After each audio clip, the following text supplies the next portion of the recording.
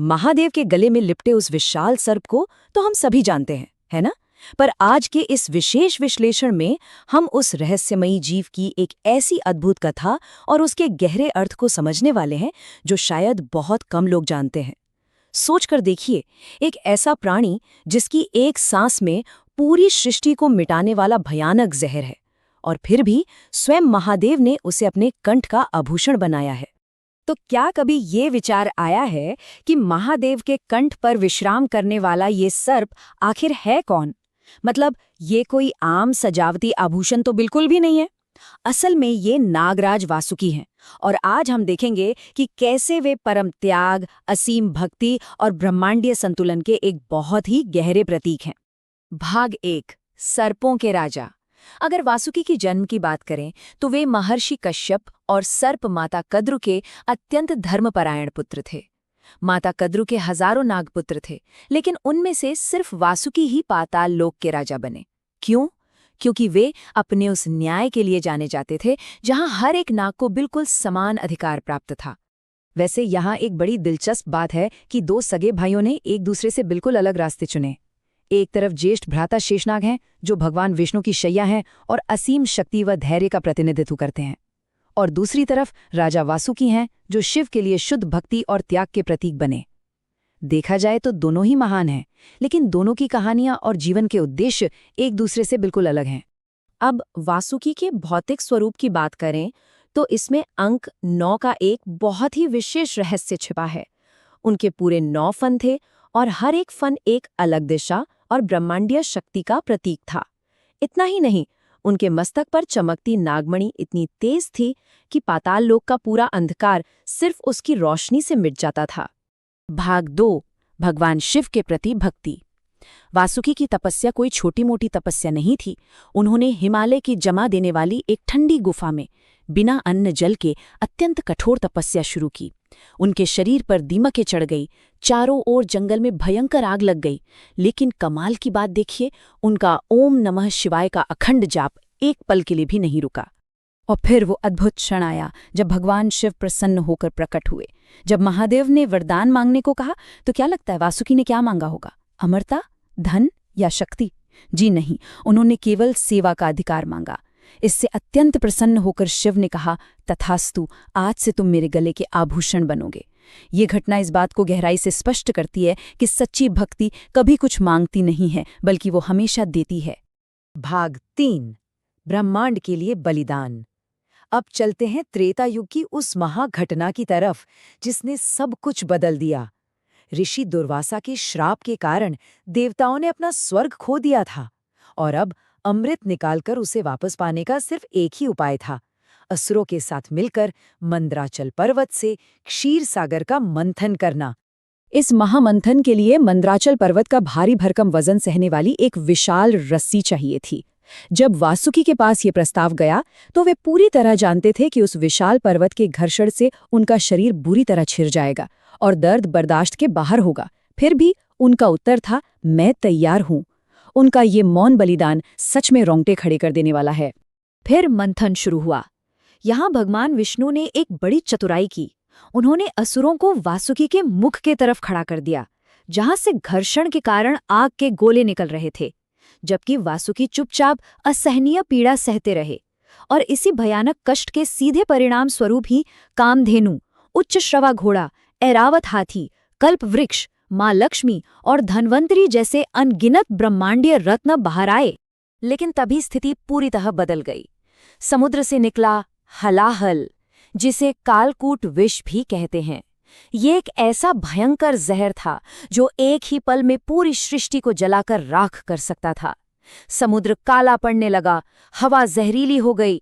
देवता और असुर सब अपनी जान बचाकर भाग खड़े हुए, लेकिन वासुकी उसी पर्वत से बंधे रहे, अपने वचन पर पूरी तरह अडिग। सृष्टि को भस्म होने से बचाने के लिए भगवान शिव ने वो हलाहल विष पी लिया और उनका कंठ नीला पड़ गया, जिससे वे नीलकंठ कहलाए। और वासुकी, वे उस समय भी शिव के गले में लिपटे हुए थे।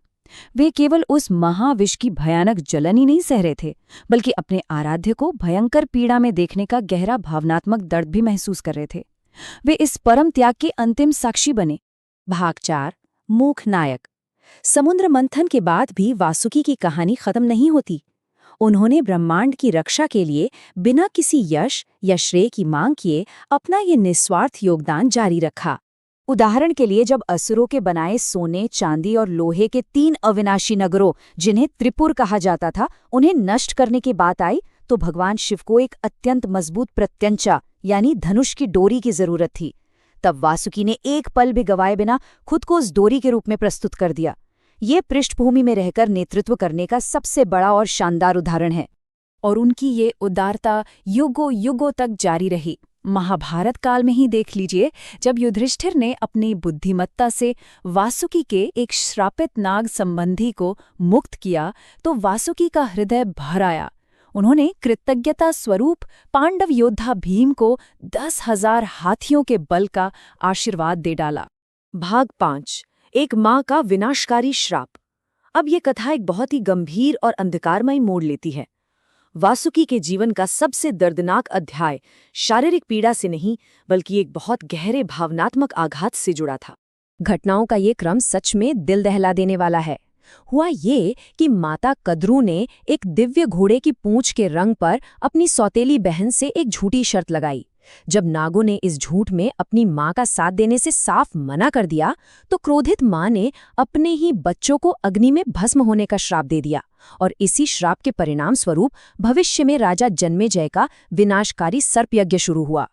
पाताल लोक में बैठे वासुकी की उस पीड़ा की बस कल्पना कीजिए। एक राजा के रूप में वे अपने निर्दोष प्रजा और अपने भाइयों की चीखें सुन रहे थे, जो सर्प यज्ञ की अग्नि में खींचे चले जा रहे थे। जो वासुकी समुद्र मंथन के भयानक दर्द में नहीं रोए, वे अपनी ही मां के शाप के आगे आज पूरी तरह असहाय महसूस कर रहे थे।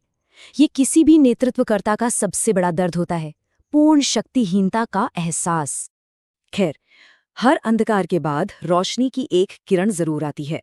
वासुकी ने अपनी बहन के तेजस्वी और वेदज्ञानी पुत्र आस्तिक को इस नरसंहार को रोकने के लिए भेजा। आस्तिक ने अपने अद्भुत वैदिक ज्ञान से राजा जन्मेजय को इतना प्रभावित किया कि उन्हें वो यज्ञ बीच में ही रोकना पड़ा। तब कृतज्ञता से भरे महान नागराज वासुकी उस युवा बालक के चरणों में गिर पड़े। ये घटना उनके अहंकार रहित व्यक्तित्व को पूरी तरह दर्शाती है। भाग 6, अंतिम और अमर विरासत। वासुकी का ये निस्वार्थ नेतृत्व, उनका बलिदान और उनकी अडिग भक्ति पूरे ब्रह्मांड में एक ऐसी अमर गाथा बन गई है जिसे चाहकर भी कभी भुलाया नहीं जा सकता। और इस बात का सबसे भव्य प्रमाण हमें कुरुक्षेत्र के युद्ध के मैदान में मिलता है। भगवद गीता के 10वें अध्याय में भगवान श्री कृष्ण अपने विराट स्वरूप का वर्णन करते हुए स्पष्ट रूप से कहते हैं, सर्पों में मैं वासुकी हूँ। स्वयं परमेश्वर के मुख से निकली यह बात वासुकी के सर्वोच्च ब्रह्मांडीय स्थान को हमेशा के लिए सिद्ध कर देती है। ये प्राचीन गाथा आज भी हमारे आधुनिक जीवन से सीधे जुड़ी हुई है। हर साल श्रावण मास में जो हम नागपंचमी का पर्व मनाते हैं, वो सिर्फ एक पुरानी परंपरा नहीं है, बल्कि यह सीधे तौर पर वासुकी के उसी अविश्वसनीय त्याग और निस्वार्थता का एक शाश्वत उत्सव है। तो अंततः सबसे बड़ा विचार जो यहाँ उभर कर आता है वो ये है कि सच्ची भक्ति वो नहीं जिसकी मांग की जाती है, बल्कि वो है जो स्वेच्छा से दी जाती है। वासुकी की इस पूरी गाथा में उनके त्याग का कौन सा पहलू सबसे अधिक हृदय को छू लेने वाला लगा? इसी शक्तिशाली विचार के साथ हमारा ये विश्लेषण यहीं समाप्त होता है। इस वैचारिक यात्रा का हिस्सा बनने के लिए बहुत बहुत धन्यवाद।